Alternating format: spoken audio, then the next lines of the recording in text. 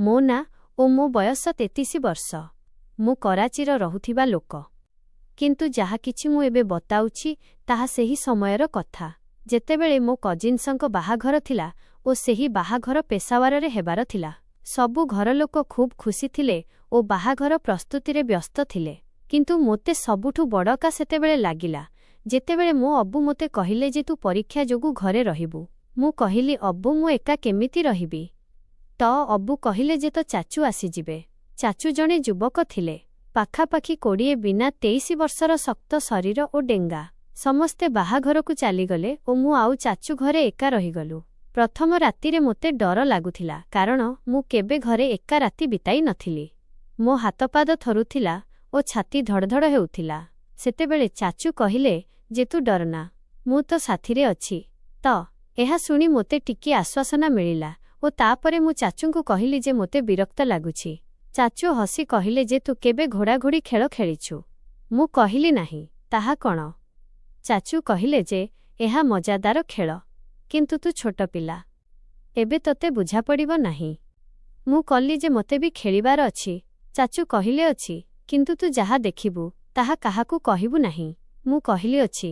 ତାପରେ ଚାଚୁ ମୋତେ ଘୋଡ଼ି ବନାଇଲେ ଓ ସେ ନିଜେ ଘୋଡ଼ା ହେଲେ।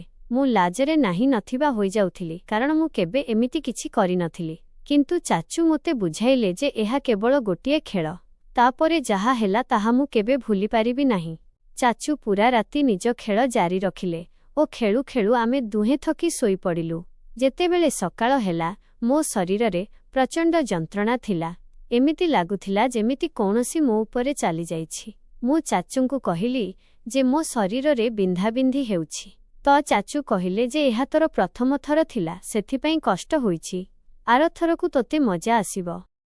ଦ୍ୱିତୀୟ ରାତି ଆସିଲା ତ ମୁଁ ନିଜେ ଚାଚୁଙ୍କ ପାଖକୁ ଗଲି ଓ କହିଲି ଯେ ଚାଚୁ, ପୁଣି ସେହି ଖେଳ ଖେଳିବା। ମୋତେ ଏବେ ପୂରା ଶିଖିବାର ଅଛି। ଚାଚୁ ମନା କଲେ ଓ କହିଲେ ଯେ ଏହି ଖେଳ ଭଲ ନୁହେଁ, ଆମେ ଏହି ଖେଳ ଆଉ କେବେ ଖେଳିବା ନାହିଁ। କିନ୍ତୁ ମୁଁ ଚାଚୁଙ୍କୁ ଡରାଇଲି ଯେ ଯଦି ଆପଣ ଖେଳ ନ ଖେଳିବେ ତେବେ ମୁଁ ଅବୁଙ୍କୁ ସବୁକିଛି କହିଦେବି। ଏହା ଶୁଣୁ ଶୁଣୁ ଚାଚୁ ଡରିଗଲେ ଓ ବୋଲିଲେ, ଅବୁଙ୍କୁ କହିବୁ ନାହିଁ, ମୁଁ ତ ସାଥିରେ ଖେଳ ଖେଳିବି। ପୁଣି ଚାଚୁ ମୋତେ ଆଉଥରେ ଘୋଡ଼ି ବନାଇଲେ ଓ ଖେଳ ଆରମ୍ଭ ହେଲା। ଏଥର ଚାଚୁ ପୂର୍ବ ଅପେକ୍ଷା ଅଧିକ ଜୋସ୍ରେ ଥିଲେ, ଯେମିତି ସେ ନିଜର ପୂରା ରାଗ ଓ ତାକତ ମୋ ଉପରେ ଢାଳିଦେବେ।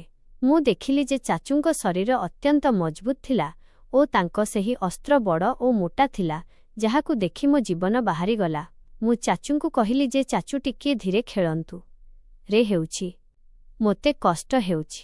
କିନ୍ତୁ ଚାଚୁ ମୋର ଗୋଟିଏ ଶୁଣିଲେ ନାହିଁ ଓ ବୋଲିଲେ ଯେ ଖେଳରେ ଯଦି କଷ୍ଟ ନ ହେବ ତେବେ ମଜା କେମିତି ଆସିବ? ମୁଁ ପୁଣି କହିଲି ଯେ ଟିକିଏ ତେଲ ଲଗାଇନିଅ, ଅନ୍ତତଃ ସହଜ ହୋଇଯିବ। ତ ଚାଚୁ ବୋଲିଲେ ଯେ ମୁଁ ଛେପରେ କାମ ଚଳାଇ ନେବି। ତାପରେ ଚାଚୁ ଏମିତି ଖେଳ ଖେଳିଲେ ଯେ ମୋତେ ଲାଗିଲା ଆଜି ମୋ ଜୀବନ ଚାଲିଯିବ। ମୁଁ ଚିତ୍କାର କରୁଥିଲି, କିନ୍ତୁ ସେ କାନରେ ତୁଳା ପୂରାଇଥିଲେ। ପୂରା ରାତି ଆମେ ଖେଳୁଥାଉ। କେତେବେଳେ ଚାଚୁ ଘୋଡ଼ା ହୁଅନ୍ତି ତ କେତେବେଳେ ମୁଁ ଘୋଡ଼ି। ସକାଳ ହେବାକୁ ଆସିଲା ତ ଚାଚୁ କହିଲେ ଯେ ଏବେ କର, ହୋଇଗଲା। କିନ୍ତୁ ମୁଁ କହିଲି ନାହିଁ, ଏବେ ଖେଳ ଶେଷ ହୋଇନାହିଁ। ଚାଚୁ ଏଥର ପୂରା ଥକି ଯାଇଥିଲେ, କିନ୍ତୁ ମୁଁ ତାଙ୍କୁ ବି ଛାଡ଼ିଲି ନାହିଁ। ଶେଷରେ ଦୁହେଁ ଥକି ସେଇଠି ପଡ଼ିଗଲୁ। ସକାଳର ପ୍ରଥମ କିରଣ ଯେତେବେଳେ ଘର ଭିତରକୁ ଆସିଲା, ମୁଁ ଚାଚୁଙ୍କ ମୁହଁ ଦେଖିଲି। ସେ ଥକି ଯାଇଥିବା ପରି ଲାଗୁଥିଲେ। ଆଖି ତଳେ ଗାଢ଼ କଳା ଦାଗ ଥିଲା ଓ ତାଙ୍କ ଶରୀର ଥରୁଥିଲା। ମୁଁ ଚାଚୁଙ୍କୁ କହିଲି ଯେ ଉଠ, ଜଳଖିଆ ଖାଇବା। କିନ୍ତୁ ସେ ଉଠିବା ଅବସ୍ଥାରେ ନଥିଲେ। ମୁଁ ନିଜେ ଉଠି ଜଳଖିଆ ପ୍ରସ୍ତୁତ କଲି ଓ ଚାଚୁଙ୍କୁ ଉଠାଇବାକୁ ଲାଗିଲି। ଏହି ସମୟରେ ମୋ ଶରୀରରେ ଏବେ ବି କଷ୍ଟ ଥିଲା, କିନ୍ତୁ ଏବେ ସେହି କଷ୍ଟ ମଜା ଦେବାକୁ ଲାଗିଥିଲା। ଚାଚୁ ଜଳଖିଆ ଖାଉ ଖାଉ କହିଲେ ଯେ ତୁ ତ ମୋତେ ହିଁ ବୋବାଲ କଲୁ, ତୁ ତ ଦୁଷ୍ଟ। ମୁଁ ହସି କହିଲି ଯେ ଚାଚୁ, ଆପଣ ହିଁ ତ ମୋତେ ଶିଖାଇଛନ୍ତି। ଏତିକିବେଳେ ମୋ ଅବୁଙ୍କ ଆସିଲା ଯେ ଆମେ 2 ଘଣ୍ଟାରେ ଘରେ ପହଞ୍ଚୁଛୁ। ତୁମେ ଦୁହେଁ ଘର ସଫାସୁତୁରା କରିନିଅ। ଏହା ଶୁଣୁ ଶୁଣୁ ଚାଚୁଙ୍କ ଶିରାରେ ରକ୍ତ ଡେଇଁପଡ଼ିଲା। ସେ ଦୌଡ଼ିଗଲେ ଓ ପୂରା ଘର ସଫା କରିବାକୁ ଲାଗିଲେ। ମୁଁ ବି ତାଙ୍କୁ ସାହାଯ୍ୟ କଲି। ଆମେ ଘରଠାରୁ ଆରମ୍ଭ କରି ରୋଷେଇ ଘର ପର୍ଯ୍ୟନ୍ତ ସବୁକିଛି ଏତେ ସଫା କଲୁ ଯେ ସଫାସୁତୁରା ଲାଗୁଥିଲା। କିନ୍ତୁ ମୋ ମନରେ ଗୋଟିଏ କଥା ଥିଲା ଯେ ଅବୁଙ୍କୁ ଯେମିତି କିଛି ଜଣା ନ ପଡ଼ୁ। ଯେତେବେଳେ ଘରଲୋକ ଆସିଲେ ସମସ୍ତେ ଖୁସି ଥିଲେ। ଅମି ମୋତେ କୋଳେଇ ନେଲେ ଓ କହିଲେ ଯେ ପୁଅ, ତୁ ଭଲ ଭାବରେ ଘର ସମ୍ଭାଳିଲୁ। କିନ୍ତୁ ମୁଁ ଚାଚୁଙ୍କ ଆଡ଼କୁ ଚାହୁଁଥିଲି ଯେ ସେ କ'ଣ କରୁଛନ୍ତି। ଚାଚୁ ଅବୁଙ୍କୁ କହିଲେ ଯେ ଭାଇ, ମୋତେ ନିଜ ଘରକୁ ଯିବାର ଅଛି, କିଛି ଜରୁରୀ କାମ ଅଛି, ଅବୁ କହିଲେ ଅଛି, ଯିବାର ଅଛି ତହ ଚାଲିଆ। ଚାଚୁ ମୋତେ ଗୋଟିଏ ଲମ୍ବା ଚାହାଣୀରେ ଚାହିଁ କହିଲେ ଯେ ମନେ ରଖିବୁ କାହାକୁ କିଛି କହିବୁ ନାହିଁ। ମୁଁ କହିଲି ଅଛି ଚାଚୁ। ଚାଚୁ ଗଲା ପରେ ମୋ ମନରେ ଗୋଟିଏ କଥା ଘୂରି ବୁଲୁଥିଲା ଯେ କ'ଣ ଏହା ଥିଲା ଯାହା ହେଲା। ମୁଁ ନିଜକୁ ଖରାପ ଅନୁଭବ କଲି। ମୁଁ ବୁଝିଗଲି ଯେ ଚାଚୁ ମୋ ସହିତ ଖରାପ କାମ କଲେ, କିନ୍ତୁ ସେତେବେଳେ ମୋତେ ଜଣା ନଥିଲା ଯେ ଏହା ଖେଳ ନୁହେଁ, ବରଂ ଗୋଟିଏ ଅପରାଧ ଥିଲା। ମୁଁ 16 ବର୍ଷର ଜଣେ ନିରୀହ ଝିଅ ଥିଲି ଓ ସେ ମୋ ସହିତ ଖରାପ ବ୍ୟବହାର କଲେ, କିନ୍ତୁ ଡର ଯୋଗୁଁ ମୁଁ କାହାକୁ କିଛି କହିଲି ନାହିଁ। କେତେଦିନ ପର୍ଯ୍ୟନ୍ତ ମୁଁ ନିଜକୁ ସମ୍ଭାଳି ପାରିଲି ନାହିଁ। ରାତିରେ ନିଦ ହେଉନଥିଲା, ମୁହଁ ଫିକା ପଡ଼ିଯାଇଥିଲା ଓ ମୁଁ ସବୁବେଳେ ଡରିକି ରହୁଥିଲି। ଅମି ପଚାରିଲେ କ'ଣ ହୋଇଛି, ତ ମୁଁ କହିଲି କିଛି ନାହିଁ, ଟିକିଏ ଜ୍ୱର ଅଛି, କିନ୍ତୁ ମନ ଭିତରେ ମୁଁ ଜଳୁଥିଲି। ତାପରେ ଗୋଟିଏ ଦିନ ମୁଁ ନିଷ୍ପତ୍ତି ନେଲି ଯେ ମୁଁ ଏସବୁ ନିଜ ଭିତରେ ରଖିପାରିବି ନାହିଁ। ମୁଁ ମୋର ପ୍ରିୟ ସାଙ୍ଗକୁ ସବୁକିଛି କହିଦେଲି, ଯିଏ ମୋତେ ବୁଝାଇଲା ଯେ ତୁ ଯଦି ରହିବୁ ତେବେ ଚାଚୁ ଅନ୍ୟ କାହା ସହିତ ବି ଏମିତି କରିପାରନ୍ତି। ସେହିଦିନ ହିଁ ମୁଁ ମୋ ଅମିଙ୍କୁ ସବୁକିଛି କହିଦେଲି। ଅମିଙ୍କ ମୁହଁ ଶୁଣି କାନ୍ଦ କାନ୍ଦ ହୋଇଗଲା, ତାଙ୍କ ଆଖିରୁ ଲୁହ ବୋହିଗଲା ଓ ସେ ତୁରନ୍ତ ଅବୁଙ୍କୁ କହିଲେ। ଅବୁ ରାଗିଗଲେ। ସେ ଚାଚୁଙ୍କୁ କଲେ ଓ ତାଙ୍କୁ ଡାକିଲେ। ଯେତେବେଳେ ଚାଚୁ ଆସିଲେ, ଅବୁ ତାଙ୍କ ଗାଲରେ ଚାପୁଡ଼ା ମାରିଲେ ଓ କହିଲେ ଯେ ତୁ ମୋ ପିଲା ସହିତ ଏମିତି କେମିତି କଲୁ। ଚାଚୁ କ୍ଷମା ମାଗିବାକୁ ଲାଗିଲେ, କିନ୍ତୁ ଅବୁ ତାଙ୍କୁ ହାତରେ ଟେକିଦେଲେ। ଆଜି ମୁଁ 33 ବର୍ଷର ଓ ଏହି ଘଟଣା ମୁଁ କେବେ ଭୁଲିପାରେ ନାହିଁ।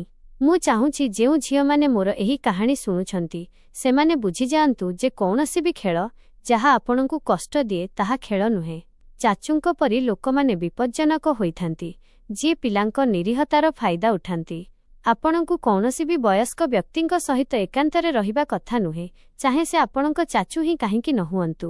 ଓ ଯଦି କେବେ ଆପଣଙ୍କ ସହିତ ଏମିତି ହୋଇଯାଏ ତେବେ ରୁହନ୍ତୁ ନାହିଁ, ତୁରନ୍ତ ନିଜ ବାପାମାଙ୍କୁ କହନ୍ତୁ। ଆଜି ମୋ ଅବୁ ଚାଚୁଙ୍କ ବିରୋଧରେ ମାମଲା ରୁଜୁ କରିସାରିଛନ୍ତି ଓ ସେଇରେ ଅଛନ୍ତି। ମୁଁ ନିଜ ଜୀବନ ସମ୍ଭାଳି ନେଇଛି, କିନ୍ତୁ ଏହାର କ୍ଷତ ଏବେ ବି ସତେଜ ଅଛି। ଏହା ହିଁ କାରଣ ଯେ ମୁଁ ଆପଣଙ୍କୁ ଏହି କାହାଣୀ ଶୁଣାଇଲି, ଯାହାଫଳରେ ଆପଣ ସାବଧାନ ହୋଇଯିବେ। ଯଦି ଆପଣଙ୍କୁ ଏହି କାହାଣୀ ପସନ୍ଦ ଆସିଥାଏ ତେବେ ଭିଡ଼ିଓକୁ ନିଶ୍ଚୟ କରନ୍ତୁ ଓ ମୋ ଚ୍ୟାନେଲକୁ କରିବା ଭୁଲିବେ ନାହିଁ, କାରଣ ମୁଁ ଏମିତି ହିଁ ରୋମାଞ୍ଚକର ଓ ସତ କାହାଣୀ ଆଣୁଥିବି। ଏହା ଗୋଟିଏ କାଳ୍ପନିକ କାହାଣୀ। ଏଥିରେ ଥିବା ସମସ୍ତ ଚରିତ୍ର କାଳ୍ପନିକ। ଆମର ଉଦ୍ଦେଶ୍ୟ ଆପଣଙ୍କ ସୁନ୍ଦର ମୁହଁରେ ହସ ଫୁଟାଇବା। କିଛି ଶବ୍ଦ ଦ୍ବ୍ୟର୍ଥବୋଧକ ହୋଇଥାଏ, କିନ୍ତୁ ସେଗୁଡ଼ିକର ଉଦ୍ଦେଶ୍ୟ ପବିତ୍ର ଥାଏ।